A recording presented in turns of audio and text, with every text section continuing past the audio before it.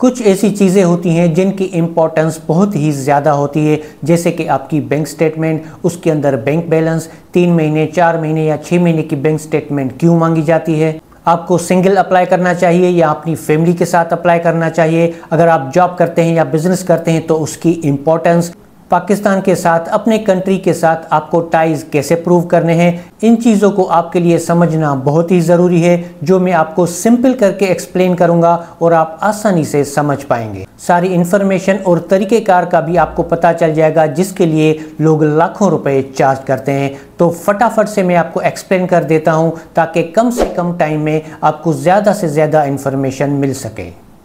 अस्सलाम वालेकुम, welcome to my YouTube channel and Facebook page. Canada का वीज़ा आप घर बैठे सिर्फ 20,000 रुपयों में हासिल कर सकते हैं।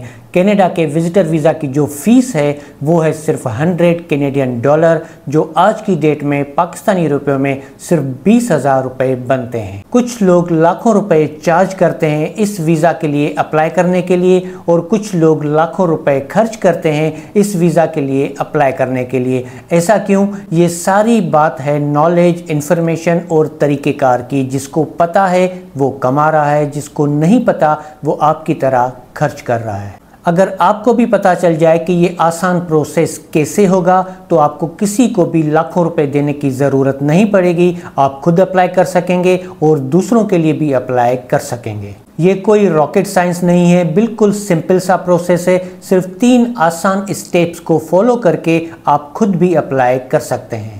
स्टार्ट से लेके एंड तक सिर्फ 3 स्टेप्स के अंदर मैं आपको एक्सप्लेन करूंगा, जिसके बाद आप खुद एक्सपर्ट बन जाएंगे। आप अपने लिए भी अप्लाई कर सकेंगे, दूसरों के लिए भी अप्लाई कर सकेंगे। पहला स्टेप है डॉक्यूमेंट्स का।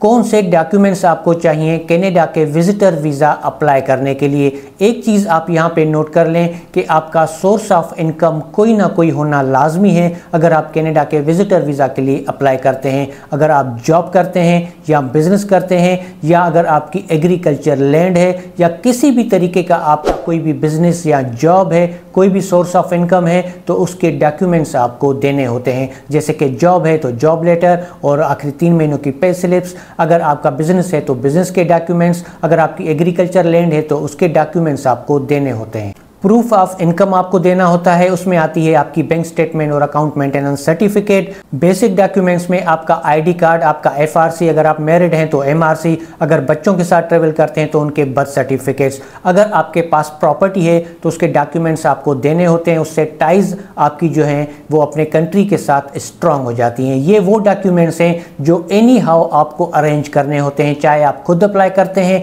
चाहे आप किसी को हायर करते हैं अप्लाई करने के लिए। ये डॉक्यूमेंट्स आपको ही अरेंज करने होते हैं। उसके बाद 5 डॉक्यूमेंट्स और हैं। ये डॉक्यूमेंट्स भी आप खुद भी अरेंज कर सकते हैं, जिसमें पहले नंबर पे है आपका प्रोफेशनल कवरिंग लेटर, दूसरे नंबर पे है आपका day by day travel plan, तीसरे नंबर पे आपका ट्रेवल हिस्ट्री डॉक्यूमेंट। ये 3 डॉक्यूमेंट्स आपको प्रोफेशनल तरीके से बनाने होते हैं। वो लोग जिनको नहीं पता कि ये डॉक्यूमेंट्स कैसे बनते हैं, या वो लोग जो ज़्यादा चार्जेस अफोर्ड नहीं कर सकते, उनके लिए ये 3 डॉक्यूमेंट्स और इसके अलावा होटल बुकिंग और फ्लाइट रिजर्वेशन, ये 5 डॉक्यूमेंट्स मेरी टीम बना के दे सकती है। इस पे हमने बहुत ही कम चार्जेस रखे हैं जो हर कोई अफोर्ड कर सके। आप इस नंबर पे मैसेज या वॉइस मैसेज करके मेरी टीम से राब्ता कर सकते हैं। ये सारे डॉक्यूमेंट्स आपको स्कैन करके रखने होते हैं अपने कंप्यूटर में। अब यहाँ पे आके कुछ लोग कंफ्यूज हो जाते हैं कि डॉक्यूमेंट्स कैसे स्कैन करने हैं, फाइल्स कैसे बनानी है। तो आपने हर चीज़ की एक एक्स्ट्रा पीडीएफ फाइल बनानी होती है। अगर आपके पास 4-5 पहले से पासपोर्ट्स हैं, प्रीवियस पासपोर्ट्स हैं, तो हर पासपोर्ट के जो यूज़ पेजेस हैं उसकी फ़ाइल आपको बनानी होगी पीडीएफ फाइल। इसी तरीके से अगर आपकी बैंक स्टेटमेंट है और अकाउंट मेंटेनेंस सर्टिफिकेट है तो उसकी पीडीएफ फाइल आप बनाएंगे। इसी तरीके से सीएनआईसी की पीडीएफ फाइल बनाएंगे। इसी तरीके से एफआरसी, एमआरसी। कहने का मकसद है कि हर कैटेगरी के डॉक्यूमेंट की आपको अलग से एक पीडीएफ फाइल बना के अपने कंप्यूटर में रखनी होगी। दूसरे स्टेप में है कि आप अप्लाई कैसे करेंगे। आईआरसीसी का कनाडा का ऑफिशियल पोर्टल है जहां पे आपको अप्लाई करना होता है। वहां पे जाके आप एक अकाउंट बनाते हैं, लॉगिन करते हैं और उसके बाद फॉर्म फिल करते हैं, डॉक्यूमेंट्स अपलोड करते हैं और अप्लाई करते हैं। इसका लिंक आपको इस वीडियो की डिस्क्रिप्शन में मिल जाएगा।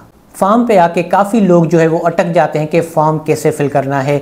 कोई रॉकेट साइंस नहीं है, हर चीज़ वहाँ पे मेंशन होती है। आपने सिर्फ फॉर्म को रीड करते जाना है। आप रीड करते जाएंगे, फिल करते जाएंगे और सेव करते जाएंगे तो आपका फॉर्म भी रेडी हो जाएगा। अगर ज़रूरत हो तो आप अपने भाई या किसी भी दोस्त की हेल्प ले सकते हैं। हर चीज़ वहाँ पे मेंशन होती है, आपको सिर्फ रीड करना होता है और उस हिसाब से फॉर्म फिल करना होता है। फॉर्म फिल करने के बाद आपको सारे डॉक्यूमेंट्स जो हैं, जो आपने पहले बना के रखे थे PDF फॉर्मेट में, वो आपको यहाँ पे अपलोड करने होते हैं।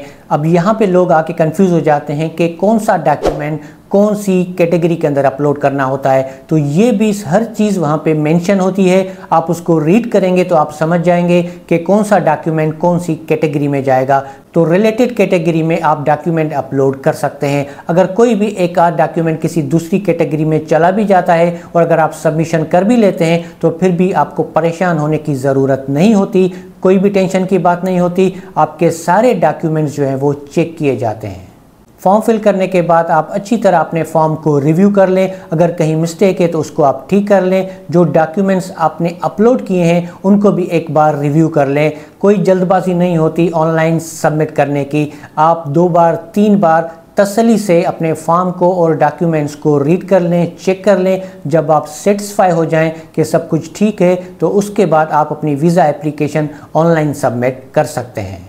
वीज़ा फ़ीस आपको ऑनलाइन पे करनी होगी, जो आप किसी भी अपने वीज़ा या मास्टर कार्ड से पेमेंट कर सकते हैं। वो क्रेडिट कार्ड भी हो सकता है, डेबिट कार्ड भी हो सकता है या प्रीपेड कार्ड भी हो सकता है। आजकल बहुत सारी सर्विसेज हैं जो आपको वर्चुअल कार्ड्स भी प्रोवाइड करते हैं। वीज़ा या मास्टर कार्ड उससे आप पेमेंट कर सकते हैं। अगर आपका कार्ड ऑनलाइन पेमेंट के लिए एक्टिव है तो आपकी पेमेंट हो जाएगी, अदरवाइज़ आप बैंक कॉल करके अपने सेशन को एक्टिवेट करा सकते हैं ऑनलाइन इस्तेमाल के लिए।